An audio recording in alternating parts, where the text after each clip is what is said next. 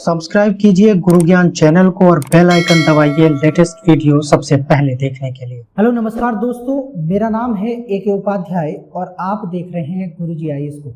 ये हमारा मौलिक अधिकारों से संबंधित दूसरा वीडियो है। पहले वीडियो में हमने जाना था कि मौलिक अधिकार क्या होते हैं, कौन कौन से मौलिक अधिकार हैं और अधिकारों की परिभाषा क्या होती है, इस बारे में हमने जिक्र किया था। लेकिन आज हम बात करेंगे मौलिक अधिकारों में संशोधन की, कि क्या मौलिक अधिकारों में संशोधन हो सकता है या नहीं हो सकता, और समय समय पर जब मौलिक अधिकारों के संशोधन को लेकर सुप्रीम कोर्ट के समक्ष फैसले जाते हैं, यानी कि मामले जाते हैं, तो सुप्रीम कोर्ट उन पर अपना क्या फैसला देता है। तो चलिए वीडियो को शुरू करते हैं और जानते हैं कुछ मामलों को। सबसे पहला मामला है शंकरी प्रसाद वर्सेस भारत संघ का मामला 1952 में, और उसी से जुड़ा एक मामला है सज्जन सिंह बनाम राजस्थान मामला 1965 में। यानी कि ये जो दो मामले हैं ये सुप्रीम कोर्ट में अलग अलग समय पर जाते हैं और इन दोनों मामलों में सुप्रीम कोर्ट ने अपना एक ही फैसला दिया और ये कहा, देखिए पहले तो ये जानते हैं कि मामले में क्या था, कि इन दोनों मामलों में सर्वोच्च अदालत ने निर्णय देते हुए कहा कि संसद सर्वोच्च है और अनुच्छेद 368 का प्रयोग करके मूल अधिकारों सहित संविधान के किसी विभाग में संशोधन कर सकती है। इसका मतलब ये है कि ये जो दो मामले हैं, पहले मामला यानी शंकरी प्रसाद वर्सेस भारत संघ मामला 1952 में जब ये मामला सुप्रीम कोर्ट के पास गया तो सुप्रीम कोर्ट ने जिक्र यही कहा और अपने निर्णय में यही कहा कि आर्टिकल 368 का प्रयोग करके मौलिक अधिकारों सहित संविधान के किसी भी भाग में जो न्यायपालिका ने अधिकार दिया संसद को कि आर्टिकल 368 का प्रयोग करके किसी भी भाग में संशोधन कर सके। और हम ये जानते हैं कि आर्टिकल 368 संसद को यह अधिकार देता है कि वह संसद में बदलाव कर सकती है। ठीक है, संसद में बदलाव करके कोई अधिनियम जोड़ा जा सकता है, कोई कानून लाया जा सकता है। उसी तरीके से जब दूसरा मामला 1965 में गया, सज्जन सिंह बनाम राजस्थान मामला, तो उस समय भी सुप्रीम कोर्ट के सामने स्थिति हुई कि भाई क्या किया जाए, कि संशोधन को वैध माना जाए या ना माना जाए। ठीक है, तो उसके बाद सुप्रीम कोर्ट ने यह कहा कि भाई हम एक काम करते हैं कि एब्सोल्यूट पावर दे देते हैं किसको, संसद को, कि भाई वो संविधान के किसी भी भाग में मौलिक अधिकारों सहित आर्टिकल 368 का प्रयोग करके संशोधन कर सकती है।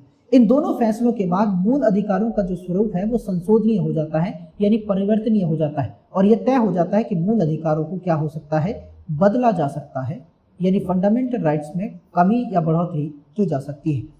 इसके बाद अगला मामला सुप्रीम कोर्ट के समक्ष जाता है गोलकनाथ बनाम पंजाब राज्य, यानी कि गोलकनाथ वर्सेस पंजाब राज्य 1967 का मामला सुप्रीम कोर्ट में जाता है। और सुप्रीम कोर्ट ने क्या कहा कि अपना जो उसका पूर्व का निर्णय था, यानी कि 1965 में जो निर्णय दिया था, 1965 में हमने पहले अभी क्या देखा, 1952 और 1965 का जो मामला था, सुप्रीम कोर्ट ने अपने इस फैसले को बदल दिया और ये कहा कि अपने पूर्व के निर्णय को बदला और कहा कि संसद अनुच्छेद 368 का प्रयोग करके मूल अधिकारों में संशोधन नहीं कर सकती। यानी कि 1952 और 1965 में सुप्रीम कोर्ट ने यह कहा था कि सुप्रीम कोर्ट में, यानी कि आर्टिकल 368 का प्रयोग करके संसद मौलिक अधिकारों सहित किसी भी भाग में संशोधन कर सकती है। लेकिन जब यही मामला संशोधन को लेकर 1967 में गोलकनाथ का मामला कहां पर जाता है, सुप्रीम कोर्ट के समक्ष जाता है, तो सुप्रीम कोर्ट यहां पर अपने पुराने निर्णय को बदल देती है। और जब पुराने निर्णय को बदल देती है, सुप्रीम कोर्ट ये कहती है कि आर्टिकल 368 का प्रयोग करके मूल अधिकारों में संशोधन नहीं किया जा सकता। इस मामले में सर्वोच्च न्यायालय ने सर्वोच्च न्यायालय के मुख्य न्यायाधीश सुब्बा राव, कौन थे उस समय, मुख्य न्यायाधीश थे सुब्बा राव, उन्होंने विचार दिया कि मूल अधिकार एक प्राकृतिक अधिकार है। उन्होंने क्या विचार दिया कि जो मूल अधिकार हैं वो एक प्राकृतिक अधिकार है और यदि इनमें संशोधन करना अनिवार्य हो तो हमें संविधान सभा का गठन करना होगा।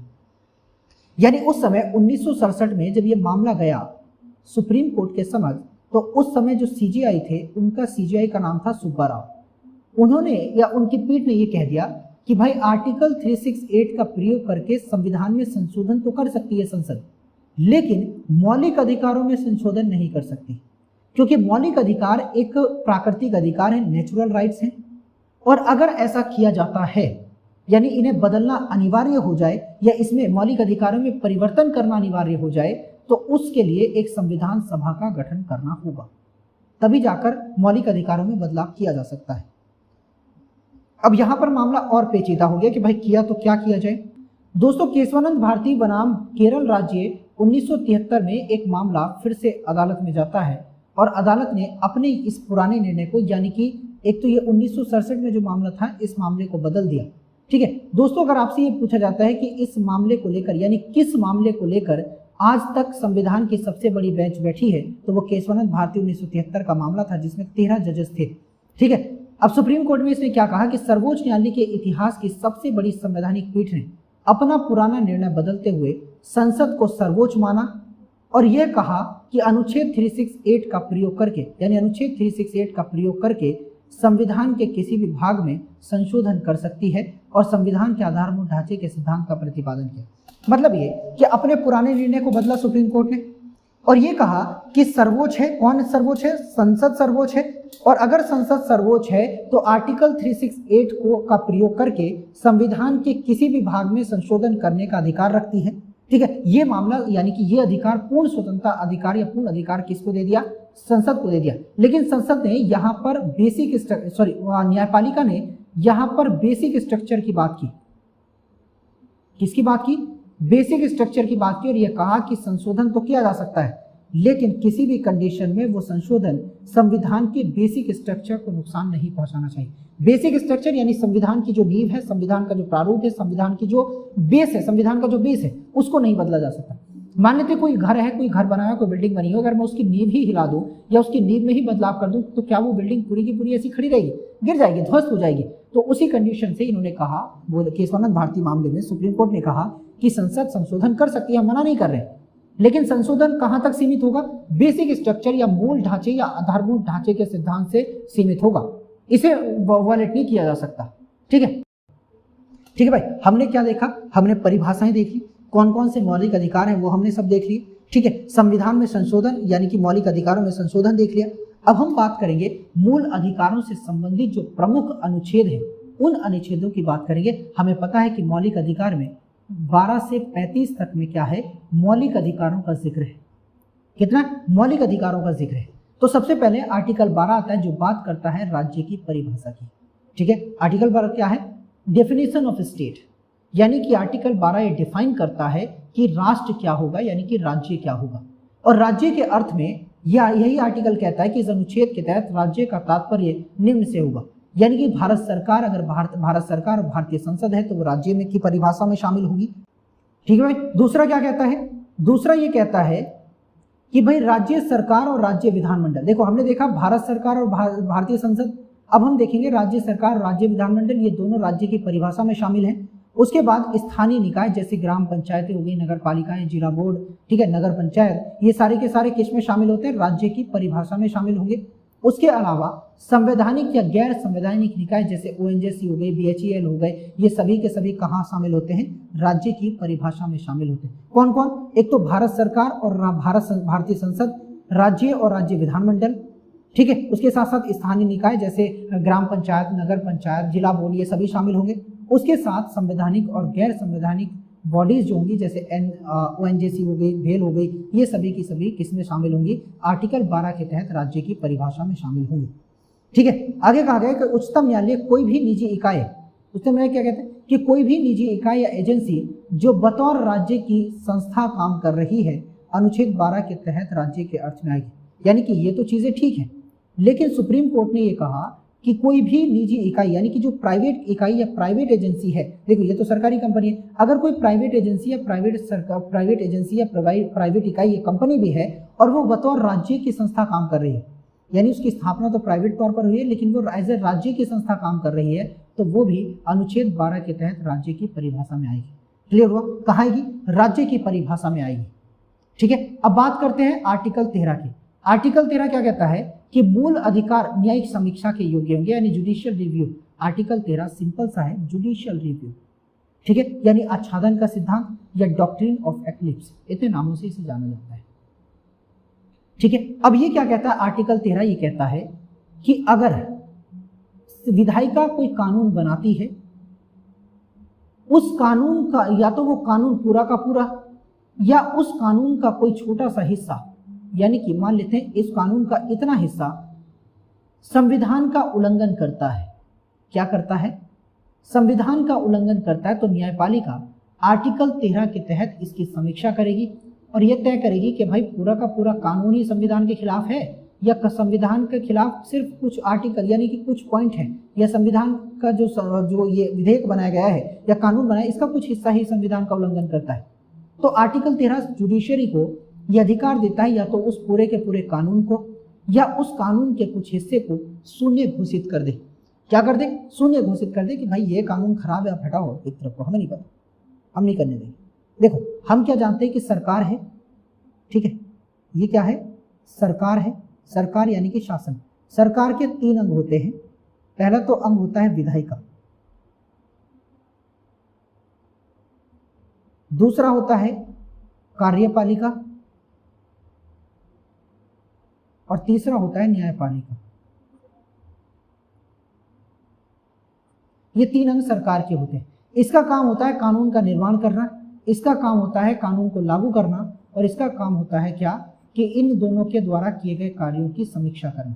और आर्टिकल 13 न्यायपालिका को इन दोनों की समीक्षा करने का अधिकार देता है।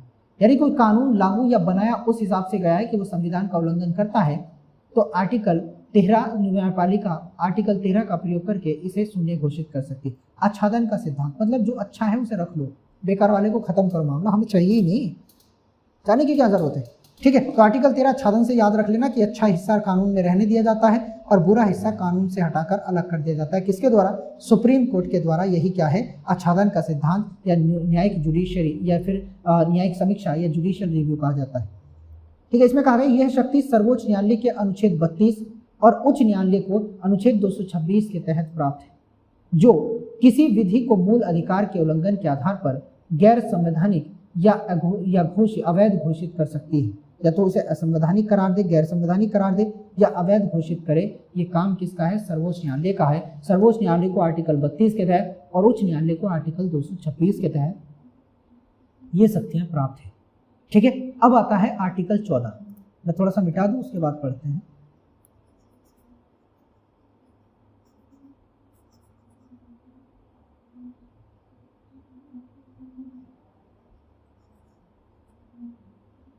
आर्टिकल 14, ठीक है।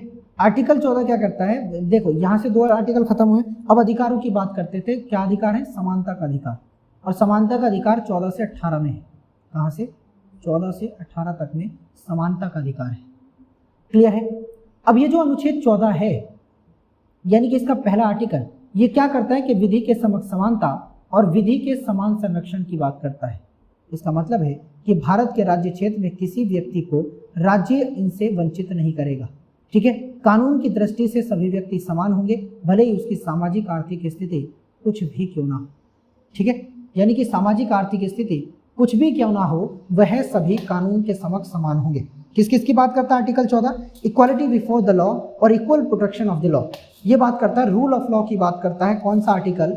आर्टिकल 14। और ये कहता है कि जो भी कानून, जो भी व्यक्ति होगा, उसका पहला पार्ट ये कहता है कि वो कानून के समक्ष सभी समान होंगे, और दूसरा आर्टिकल ये कहता है कि कानून का यानी कि इक्वल प्रोटेक्शन ऑफ लॉ यानी विधि का समान संरक्षण। और ये जो इक्वालिटी बिफोर द लॉ है, यानी जो विधि के समक्ष समानता है, इसका मतलब है कि ये एब्सोल्यूट इक्वालिटी है, यानी समानता की, पूर्ण समानता की बात करता है।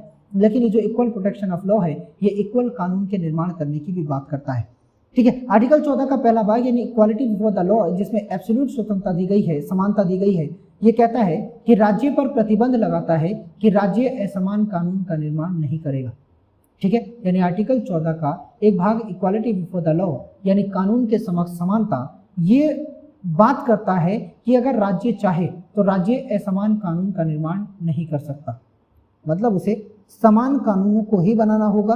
अगर उसे असमान कानून बनाने हो तो उसे फिर इक्वल प्रोटेक्शन ऑफ लॉ की तरफ जाना होगा, ठीक है। लेकिन इक्वालिटी बिफोर द लॉ सिर्फ इसी बात का जिक्र करता है जहां पर एब्सोल्यूट इक्वालिटी की बात होती है, जो ये कहता है कि असमान कानून का निर्माण किसी भी हालत में राज्य नहीं कर सकता, ठीक है। उसके बाद आता है इक्वल प्रोटेक्शन ऑफ लॉ यानी अनइक्वल लॉ। इसमें कहा गया कि राज्य को यह शक्ति प्रदान करता है कि राज्य लोगों के मध्य तार्किक आधार पर विभेद कर सकता है और असमान कानून का निर्माण कर सकता है। यानी हमने क्या देखा था कि राज्य पर आर्टिकल 14 का एक भाग जो इक्वालिटी बिफोर द लॉ या कानून के समक्ष समानता की बात करता है, यह राज्य पर प्रतिबंध लगाता है कि राज्य असमान कानून का निर्माण ना करे। लेकिन दूसरी तरफ आर्टिकल 14 ही ये कहता है कि अगर राज्य को लगे, तार्किक आधार पर ये लगे कि एक असमान कानून का निर्माण किया जाए तो वो कर सकता है, लोगों में तार्किक आधार पर विभेद कर सकता है। ठीक है, तो ये सभी किसमें बताई गई है? आर्टिकल 14 में इस प्रकार के प्रावधानों का जिक्र किया गया है। अब बात करते हैं आर्टिकल 14 की तरफ, 15 की तरफ कि आर्टिकल 15 क्या कहता है। आर्टिकल 15 ये कहता है कि राज्य किसी नागरिक के प्रति केवल धर्म, मूल वंश, जाति, लिंग या जन्म स्थान के आधार पर विभेद नहीं करेगा। ठीक है भाई, अब इसमें एक शब्द है केवल, यानी केवल धर्म, मूल वंश, जाति, लिंग, जन्म स्थान के आधार पर भेदभाव नहीं करेगा, लेकिन आर्थिक आधार पर कर सकता है, सामाजिक आधार पर कर सकता है। समाज में उसकी जो समानताएं हैं उनको लेकर ये कानून का निर्माण कर सकता है। ठीक है, उसी तरीके से आर्टिकल 15 का 1 ये कहता है कि राज्य नागरिकों के मध्य इन आधारों पर विभेद नहीं कर सकता। किन आधारों पर? ये वाले आधार, मूल वंश, धर्म, जाति, लिंग या जन्म स्थान के आधार पर। अब इसी आर्टिकल का क्लॉज 2 ये कहता है, यानी कि अनुच्छेद 15 का क्लॉज 2 क्या कहता है जान लेते हैं, कि किसी भी नागरिक को किसी सार्वजनिक स्थान पर इनके आधार पर जाने से वंचित नहीं किया जा सकता। मतलब ये कि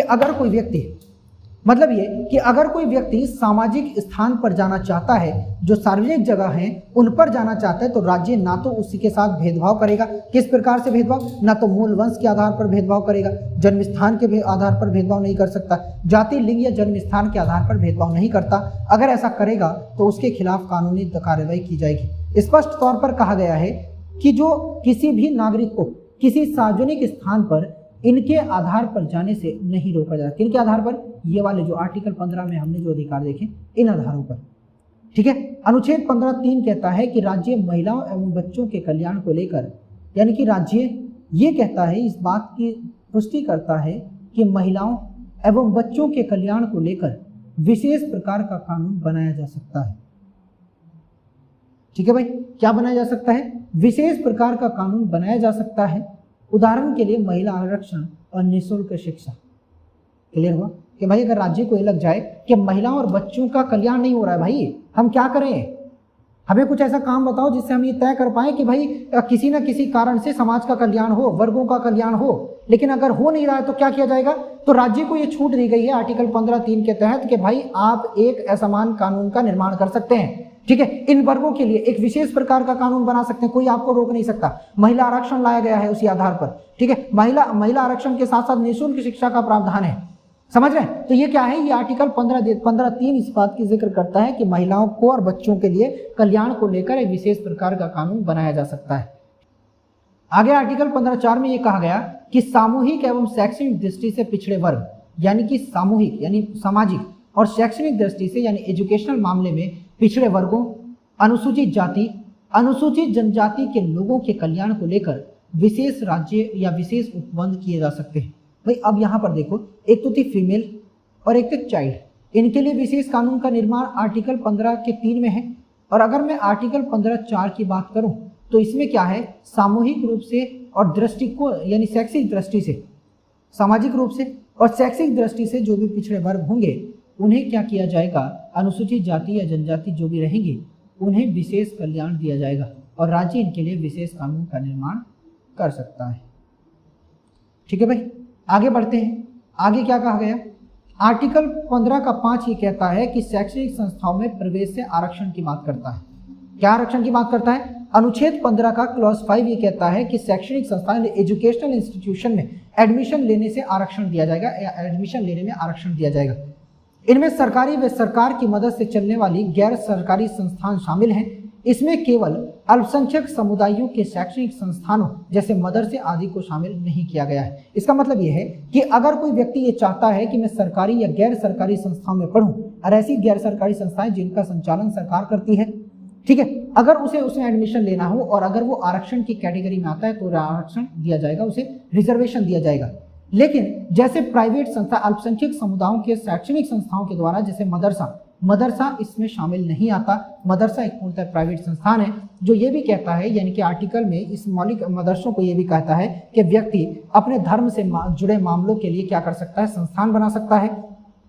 उसी के साथ साथ अल्पसंख्यक जो माइनॉरिटीज होते हैं उनका अगर प्रतिनिधित्व पर्याप्त नहीं है तो वो क्या कर सकते हैं? एक स्कूल की स्थापना कर सकते हैं। ठीक है, अब आता है आर्टिकल 15(6).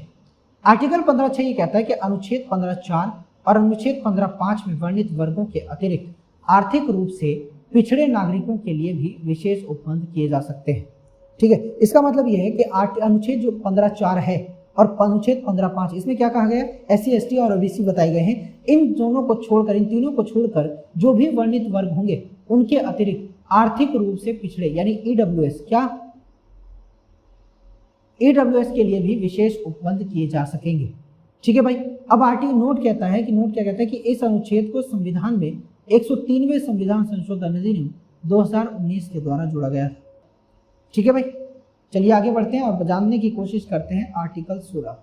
ठीक है भाई, आर्टिकल बात करता है आर्टिकल 16 की। आर्टिकल 16 क्या कहता है, लोक नियोजन में अवसर की समानता। लोक नियोजन का मतलब होता है जो सरकारी नौकरियां होती हैं, नियोजन मतलब रोजगार और लोक मतलब पब्लिक यानी सार्वजनिक, यानी कि इसका मतलब है जो सरकारी योजनाएं, सरकारी नौकरियां हैं, उन सरकारी नौकरियों में अवसर प्रदान करता है किसको, आर्टिकल 16 किसको प्रदान करता है, सभी व्यक्तियों को, सभी वर्गों को समान आधार व्यक्त करता है। लेकिन अगर वो उसे विश्लेषण के तौर पर या उसमें भर्ती के तौर पर अगर उसे विशेष प्रावधान करना हो तो आरक्षण जैसी व्यवस्था रख सकता है और रखता भी है।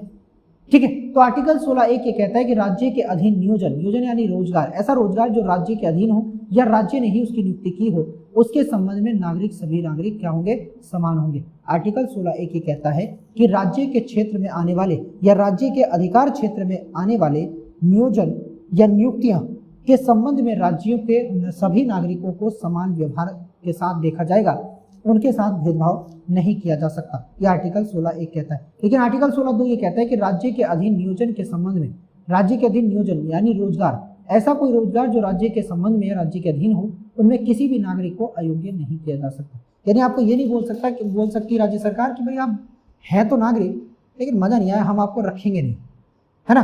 तो इस कंडीशन में क्या किया जा सकता है, आर्टिकल 16 उस व्यक्ति को संरक्षण प्रदान करता है। ठीक है, ठीक है, लेकिन आर्टिकल 16 का 3 ये कहता है कि इस अनुच्छेद का कोई भी तथ्य या राज्य को किसी विशेष कानून का निर्माण करने से वंचित नहीं कर सकता। मतलब ये कि अनुच्छेद 16 का 3 जो ये कहता है कि इस अनुच्छेद को कोई भी तथ्य राज्य को किसी विशेष कानून का निर्माण करने से नहीं रोक सकता। हमने ये कहा कि आर्टिकल 16 ये कहता है कि लोक नियोजन में अवसर की समानता देखी जाएगी। किसकी समानता, अवसर, यानी सभी लोगों को समान अपॉर्चुनिटीज दी जाएंगी, चाहे वो किसी भी वर्ग का हो, किसी भी धर्म का हो, किसी भी जाति का हो। लेकिन उसी तरीके से आर्टिकल 16 का क्लॉज 3 ये कहता है कि इस अनुच्छेद का कोई भी तथ्य राज्य को विशेष कानून का निर्माण करने से वंचित नहीं कर सकता। मतलब यह कि अगर राज्य को लगे, युक्त लगे कि भाई लॉजिकल रूप में ये लगे कि भाई हम क्या करेंगे कि किसी भी वर्ग के लिए आरक्षण की व्यवस्था करेंगे, और अगर आरक्षण की व्यवस्था की जाएगी तो इसका मतलब है कि यहां पर व्यक्तियों के साथ क्या किया जाएगा, भेदभाव हो सकता है, लेकिन वो भेदभाव तार्किक होगा, लॉजिकल भेदभाव होगा। मान लेते हैं आरक्षण क्या, और आरक्षण किसके लिए होता है, जो नीचे का तबका है, नीचे के वर्ग के लोग हैं, अगर यहाँ पे उनको लाना हो तो यहाँ से उठाना पड़ेगा, इससे ऊपर लेकर जाना हो तो उन्हें भी सहायता चाहिए होगी, तो इसके लिए आरक्षण की व्यवस्था करता है। और आर्टिकल 16(3) किसी भी राज्य को इस कार्य को करने से नहीं रोक सकता। ठीक है, उसी तरीके से अब आर्टिकल 16 का क्लॉज 4 आता है जो ये कहता है कि सामाजिक एवं शैक्षणिक दृष्टि से पिछड़े वर्गों जिनका राज्य में पर्याप्त प्रतिनिधित्व नहीं है, राज्य उन्हें आरक्षण प्रदान करेगा। ठीक है भाई, आर्टिकल 16(3) कहता था विशेष प्रावधान किया जा सकता है, लेकिन आर्टिकल 16(4) ये कहता है कि सामाजिक एवं शैक्षणिक दृष्टि से, यानी समाज में और शैक्षणिक दृष्टि से जो पिछड़े वर्ग होंगे जिनका राज्य में पर्याप्त प्रतिनिधित्व नहीं है, ठीक है, उसे क्या कहा, यानी प्रॉपर रिप्रेजेंटेशन नहीं है, उसमें क्या किया जाएगा कि राज्य उन्हें आरक्षण प्रदान कर सकता है कि भाई आप हमारे पास आइए, आप बहुत गरीब हैं, आप पिछड़े हुए, आपको मौका नहीं मिल रहा है, तो हम आपको मौका देंगे। और किस आधार पर देंगे, आरक्षण के आधार पर देंगे, हम आपको रिजर्वेशन देंगे, आइए हमारे पास। उसी तरीके से आर्टिकल 16(5) कहता है कि धार्मिक या सांप्रदायिक संस्था को अपने धर्म या संप्रदाय में किसी पद पर नियुक्त करने की छूट होगी। यानी कि धार्मिक या जो सांप्रदायिक संस्था हैं उन संस्थाओं को अपने धर्म या संप्रदाय में किसी पद पर नियुक्त करने की आज़ादी होगी। मान लेते हैं कि भाई मंदिर है, मंदिर किसका है, हिंदुओं का है, और एक है मस्जिद, मस्जिद मुस्लिमों के लिए है।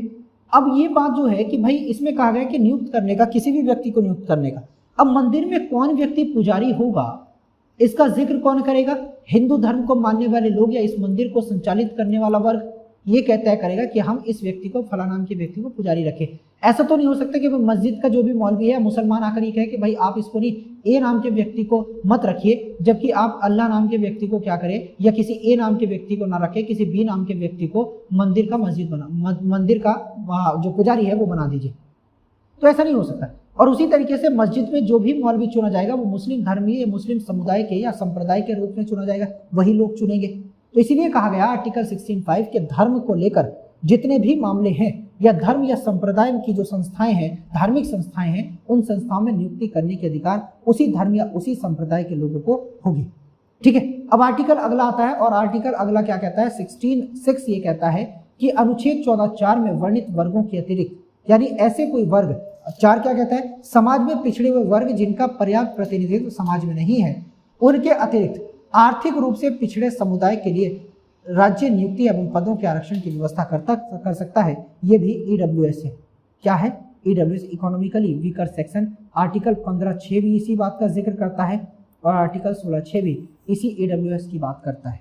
ठीक है भाई, चलिए आगे बढ़ते हैं और बात करते हैं आर्टिकल 17 की। आर्टिकल 17 क्या कहता है कि अनुच्छेद 17 अस्पृश्यता या छुआछूत का अंत करता है, यानी अनटचेबिलिटी की बात करता है कि समाज में किसी भी रूप से अस्पृश्यता या छुआछूत को बढ़ावा नहीं दिया जा सकता। क्या नहीं किया जा सकता? बढ़ावा नहीं दिया जा सकता। ठीक है, तो यह आर्टिकल 17 कहता है कि छुआछूत को समाप्त करने की व्यवस्था और किसी भी रूप में इसका आचरण निषिद्ध होगा।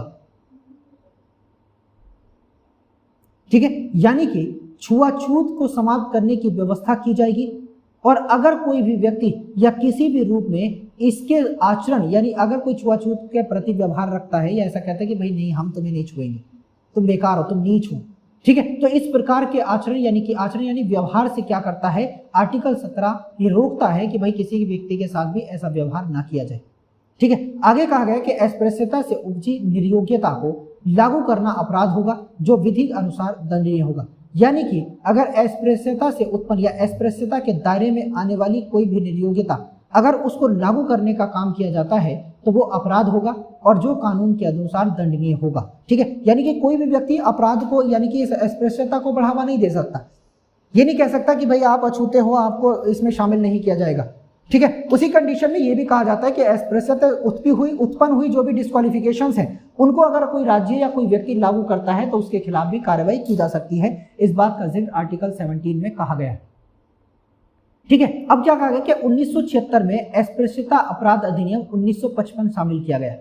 ठीक है, यानी इसी के मामले में अपराध अस्पृश्यता या छुआछूत को अपराध मानते हुए 1955 में एक अधिनियम लाया गया।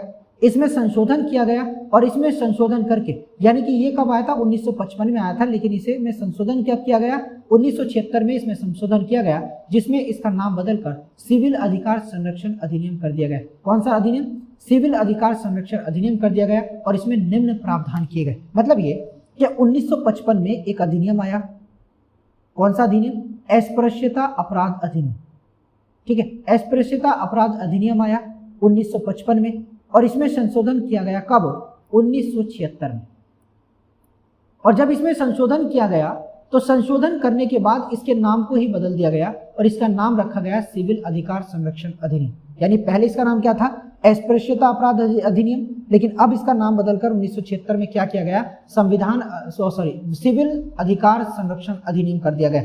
और इसका नाम बदलने के साथ ही इसमें कुछ ऐसे प्रावधान भी किए गए जो निम्नलिखित हैं, जैसे कि भाई इसका समर्थन करना या इसके संबंध में विचार देना एक दंडनीय अपराध होगा। किसके संबंध में? अगर कोई व्यक्ति अस्पृश्यता का समर्थन करता है, उसको सपोर्ट करता है या इसके संबंध में कोई विचार देता है तो ये क्या होगा? दंडनीय अपराध होगा।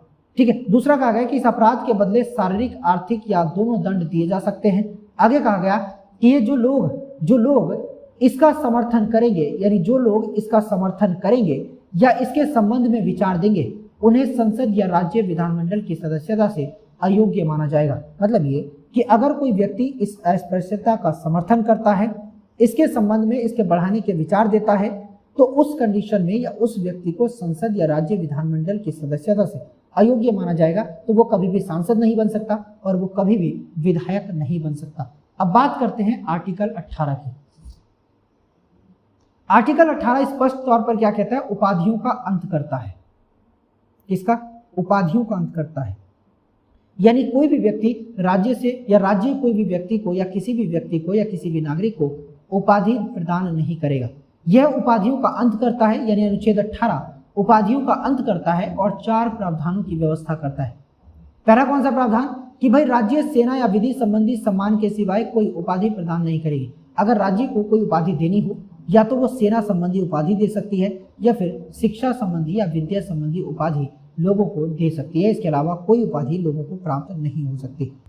ठीक है। इसका अगला भाग क्या कहता है? कि भारत का कोई भी नागरिक विदेशी राज्य से कोई उपाधि प्राप्त नहीं करेगा।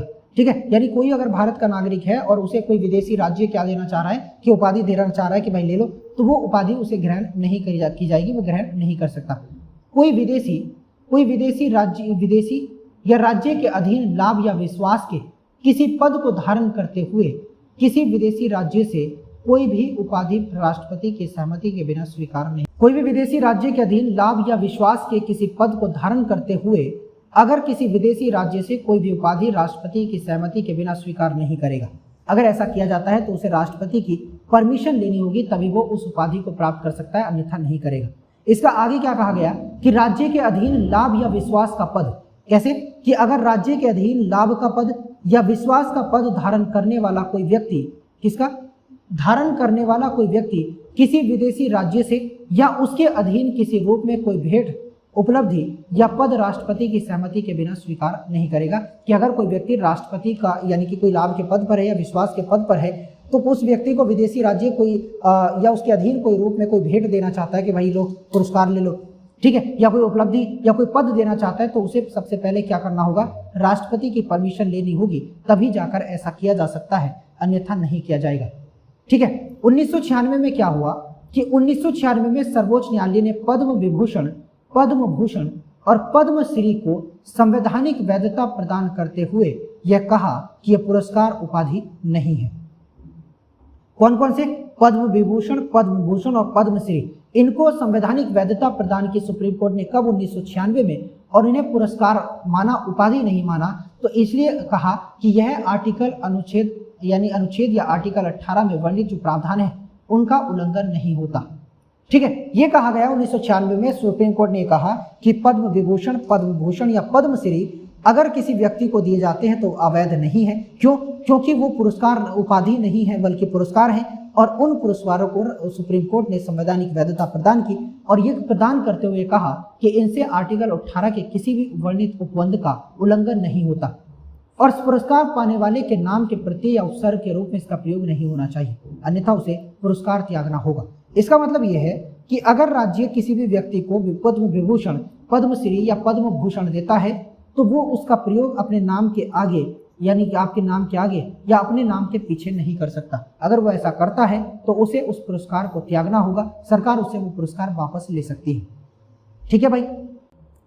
दोस्तों, अगर आपको वीडियोस पसंद आ रही तो चैनल को सब्सक्राइब कर लें, वीडियो को शेयर कर दें, ठीक है, ताकि हमें भी मोटिवेशन मिलता रहे कि भाई हाँ, हम भी वीडियो बना रहे हैं, कोई हमें पढ़ रहा है, हमें कोई सुन रहा है। ठीक है दोस्तों, चलिए मिलते हैं मौलिक अधिकारों के अगले वीडियो में, जिसमें हम कवर करेंगे स्वतंत्रता के अधिकार को, जो आर्टिकल 19 और 19 से 22 तक में आते हैं। इसमें 6 प्रकार की स्वतंत्रता है। बड़ा ही इंटरेस्टिंग टॉपिक होने वाला है। अगला वीडियो बड़ा ही इंटरेस्टिंग होने वाला है, क्योंकि इसमें हम ऐसे प्रकार की स्वतंत्रताओं को देखेंगे जो आपने कभी पढ़ी या कभी सुनी नहीं होगी।